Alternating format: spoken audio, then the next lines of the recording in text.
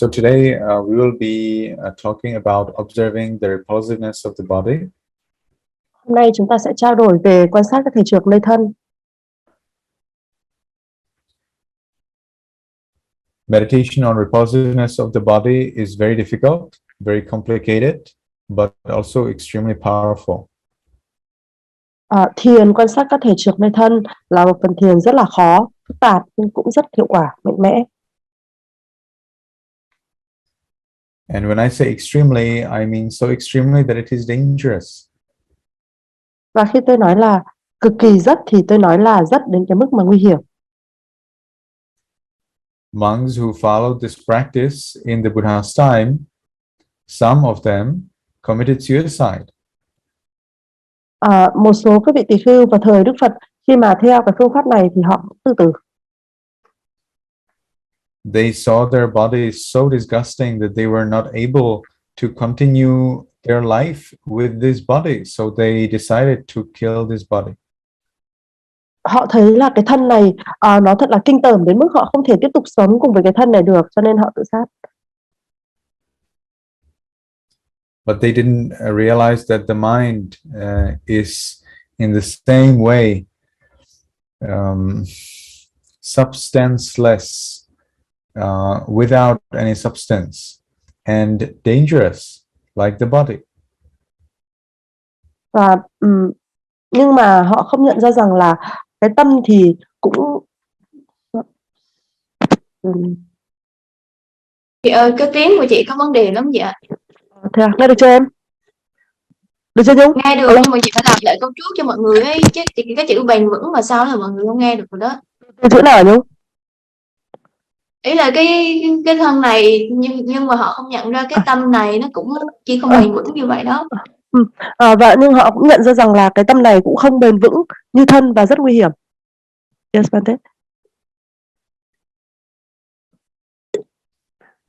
And then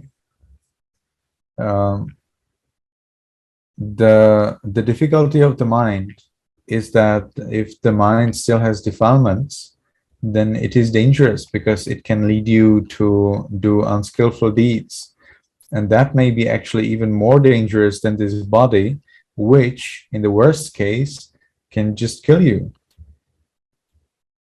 Và cái khó khăn của tâm đó là nếu như mà phiền não nơi tâm vẫn còn thì nó vô cùng nguy hiểm, nó có thể dẫn dắt ta làm những cái việc bất thiện, và như vậy thì là còn nguy hiểm hơn cả cái thân, bởi vì những cái bất thiện này có thể giết chết chúng ta. So these monks, they didn't realize it and they killed themselves when they saw how the body is dangerous. Và những cái vị tỳ khưu ấy họ đã không nhận ra điều này, cho nên là khi mà mới thấy cái thân này nguy hiểm thì họ đã tự sát rồi. Okay, then later the Buddha prohibited monks from killing themselves. So there's no way for a monk to kill himself, because that would be an offense. And when a monk commits an offense and does not purify it by confession before death, then dying with an offense, dying guilty, he is born either in the world of animals or in hell. Và sau đó thì Đức Phật đã có cái giới là cấm các vị tỳ khưu không được tự tử, và nếu mà họ tự tử thì là phá giới. Và khi mà họ phá giới mà trước khi chết họ không kịp thú nhận cái lỗi này, bởi vì cái lỗi là tự tử mà, thì họ khi mà chết thì hoặc là họ sẽ tái sinh thành động vật hoặc là trong địa ngục. It is therefore of utmost importance that we never commit any offense, and if we happen to commit an offense intentionally, that we always have a good friend to confess it to. Vì thế cái việc quan trọng tối thượng đó là ta không bao giờ được phá giới, và nếu mà ta đã chủ ý phá giới thì ta cần phải có một người bạn hữu để mà thú nhận cái lỗi lầm này với họ. In Myanmar, they have a special phenomenon. They call it the monk ghost. So a monk ghost is a ghost of a monk. So a monk dies and he's born as a ghost. Ở Miến thì có một cái hiện tượng rất phổ biến, đó là tỳ khưu ma Tỳ khưu ma có nghĩa là một cái vị tỳ khưu mà sau khi chết bị đọa thành ngạ quỷ. Most of these ghost monks also come from monks who broke some rules. So it seems that breaking of the rules doesn't take you just to the world of hell and animals, but it may sometimes take you to the world of ghosts as well. Và hầu hết trong các trường hợp thì là đều do các cái vị tỳ khưu ấy đã phá giới, cho nên họ mới đọa thành ngạ quỷ. Như vậy là cái việc phá giới có vẻ không chỉ dẫn ta đến súc sinh hoặc là đọa địa ngục mà còn đọa cả ngạ quỷ nữa. So that's why I like to teach that monks should not touch money and that lay people should never give monks money, because then the monks commit an offense, and if they do not happen to confess it before dying, they will be born as in hell as an animal or as a ghost, and I don't like it. Đấy là lý do mà tôi thường nhấn mạnh việc dạy các vị tỳ khưu không được giữ tiền, và nhấn mạnh là các cư sĩ không nên cúng tiền cho các vị tỳ khưu, bởi vì nếu mà họ giữ tiền có nghĩa là họ phá giới, và trước khi chết mà họ không kịp thú nhận cái lỗi lầm này thì sẽ dẫn đến là đọa địa ngục, ngạ quỷ hoặc súc sinh. They don't like that I don't like it, but no one can prohibit me from loving kindness. Họ không thích khi mà tôi làm cái điều này, nhưng không ai cấm được tôi làm cái tâm từ của mình.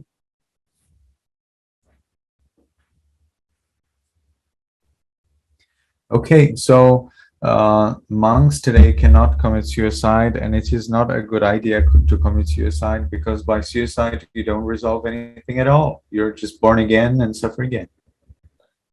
Và ngày nay thì tỳ khưu không được tự tử, và bản thân cái việc tự tử thì nó cũng không giúp giải quyết cái gì cả. Bạn sẽ chỉ lại tái sinh và tiếp tục đau khổ mà thôi.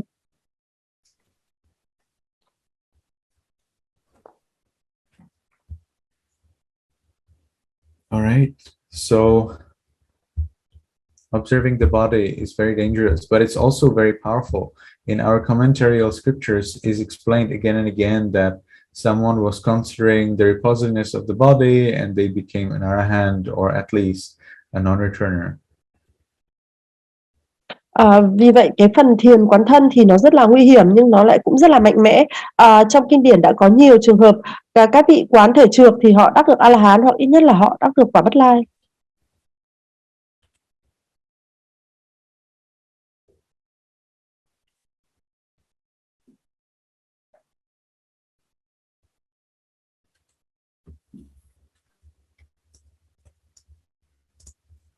So today I will show you the different parts of the body, and all of you will now switch from meditating on loving kindness to meditation on the body. Hôm nay tôi sẽ chỉ cho các bạn các phần khác nhau trên cơ thể, và tất cả chúng ta sẽ chuyển từ phần thiền tâm từ sang phần thiền quán thể trượt.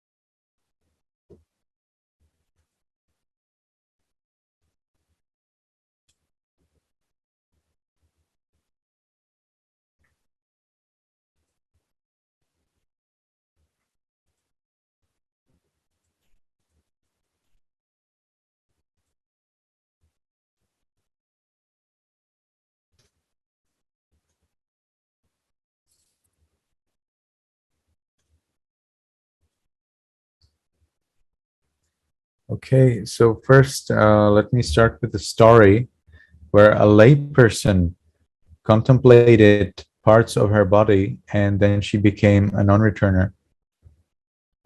Và tôi xin bắt đầu bằng một câu chuyện về một cư sĩ đã quán tưởng về thân và đắc được quả bất lai. It is the story of Mata, who decided to take care of monks for the 3 months of rains retreat. Đó là câu chuyện về Mata, người mà đã chăm lo cho các vị tỳ khưu trong 3 tháng kiết hạ. It was very common in the Buddha's time that monks would travel short time before the rains retreat and search for place where they could meditate. And then when people found out that these monks entered the forest or the place of these of their village or of their town, they would come up to these monks and say, "Oh, venerable sirs, please stay here for the 3 months, and whatever you need, we will provide you with, so that you can happily live here and practice for the 3 months." Và cái tập quán phổ biến vào thời Đức Phật đó là một thời gian ngắn trước cái mùa an cư kiết hạ thì các vị tỳ khưu sẽ đi tìm cái nơi để mà hành thiền trong cái thời gian an cư kiết hạ này. Và khi mà người dân người ta thấy các vị tỳ khưu vào rừng hay vào làng hay vào thị trấn thì họ sẽ thỉnh là xin các ngài hãy ở đây trong 3 tháng, chúng con sẽ dâng cúng những gì mà các ngài cần, và các vị tỳ khưu sẽ ở lại đó để mà tu tập hành thiền.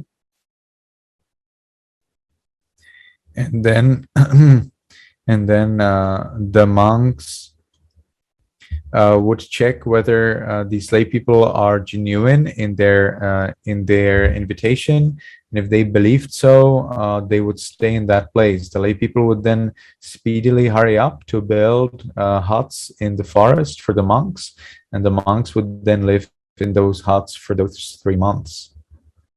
Và các vị tỳ khưu thì nhận được lời mời ấy thì các vị tỳ khưu sẽ kiểm tra xem cái lời mời của các vị cư sĩ ấy có phải là lời mời chân thật không. Nếu họ tin là có một cái sự chân thật ở trong lời mời thì họ sẽ chấp nhận ở lại, và các vị cư sĩ sẽ khẩn trương xây những cái cốc ở trong rừng để các vị tỳ khưu có thể ở lại.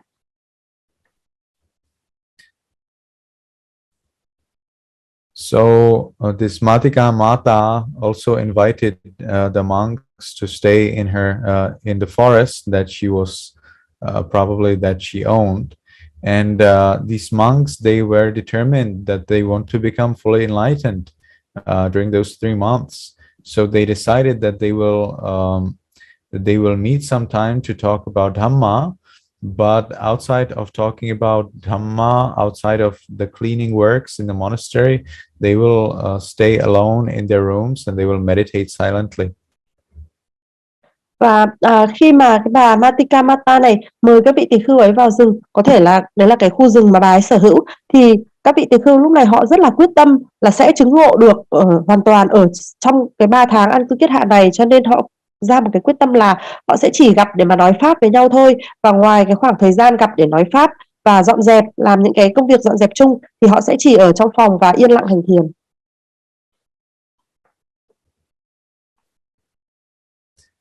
So one day, so they also decided that there will be a kind of like wooden log that would serve as a gong. So if someone beats this log, this piece of wood, then that would be a signal that there is a problem, an alarm, and then all monks would gather to help that person. Và họ cũng có một cái quyết tâm là họ làm một cái cồng bằng gỗ. Khi mà ai đánh cái cồng này thì có nghĩa là ai đó đã có vấn đề, thì họ sẽ tụ tập để giúp người đó. So then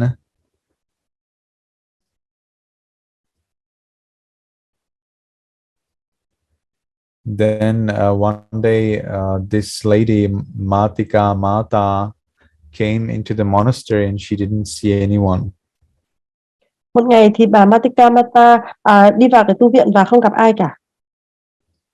She thought certainly now the monks they are enemies. They don't talk with each other because I don't see any monk in here.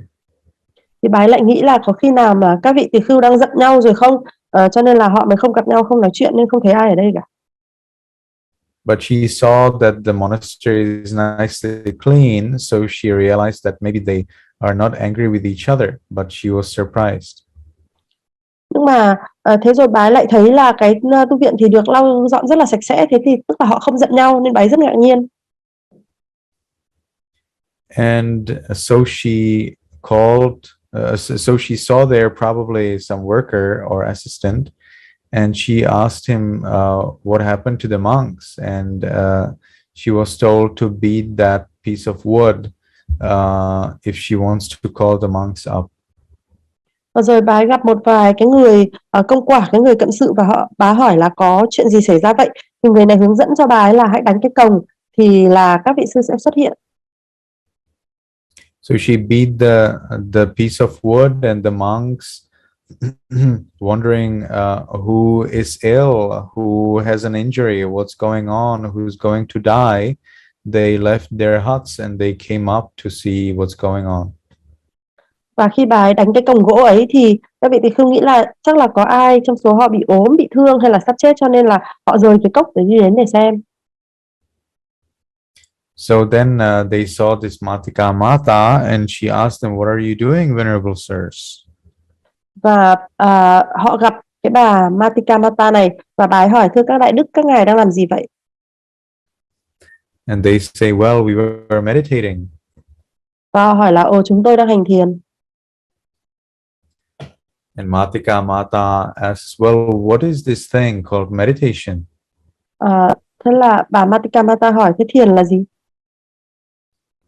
And the monks, they gave her the instruction to meditate on the repulsiveness of the body. Và các vị tỳ khưu đã hướng dẫn cho bà Metta này thiền trên các thể trượt nơi thân.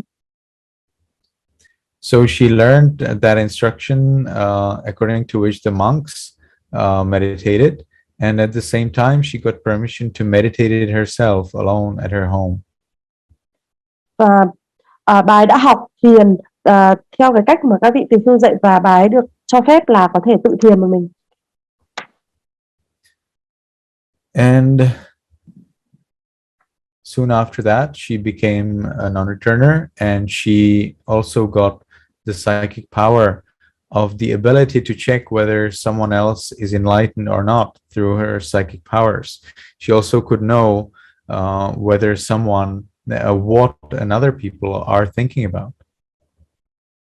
Và bà ấy thiền và nhanh sau đó thì bà ấy chứng được quả Bất Lai, và bà ấy còn có thần thông nữa. Bà ấy có thể kiểm tra được là một người đã chứng ngộ hay chưa, và bà ấy còn biết được là người khác đang nghĩ gì nữa.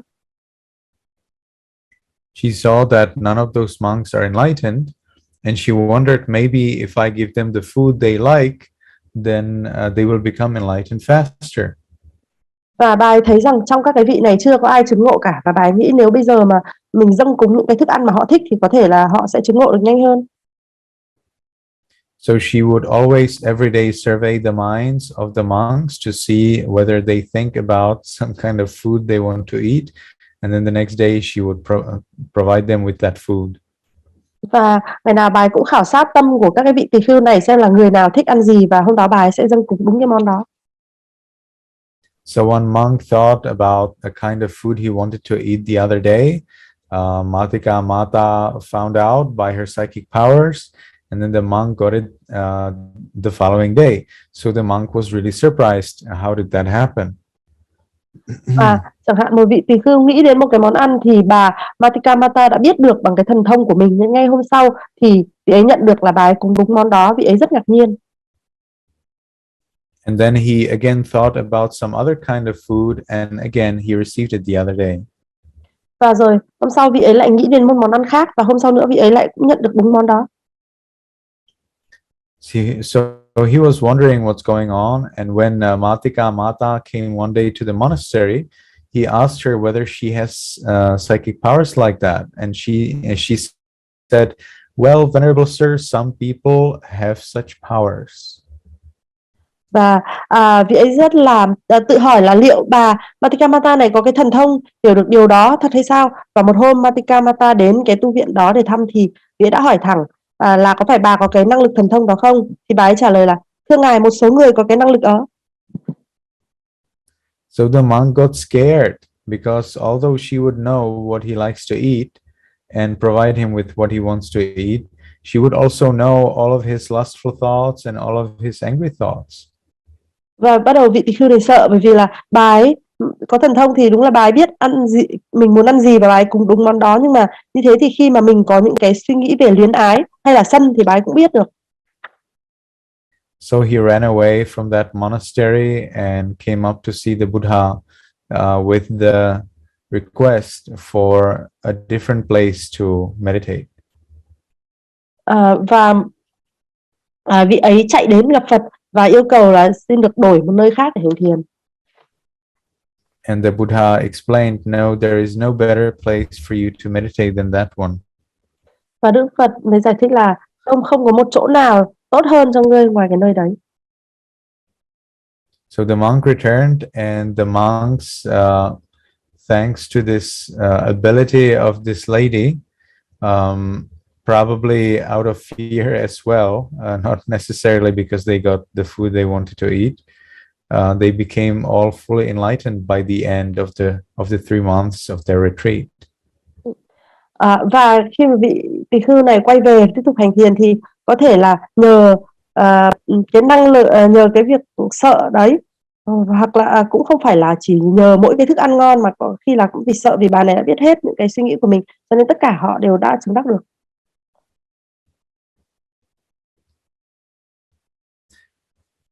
Okay, so meditation on repulsiveness of the body is very powerful because it helps you realize that there is nothing worthy of attachment in this body, but it also helps you realize that the base of this mind is also not worthy of attachment. And if the base of the mind is not worthy of attachment, then how could the mind ever be worthy of attachment?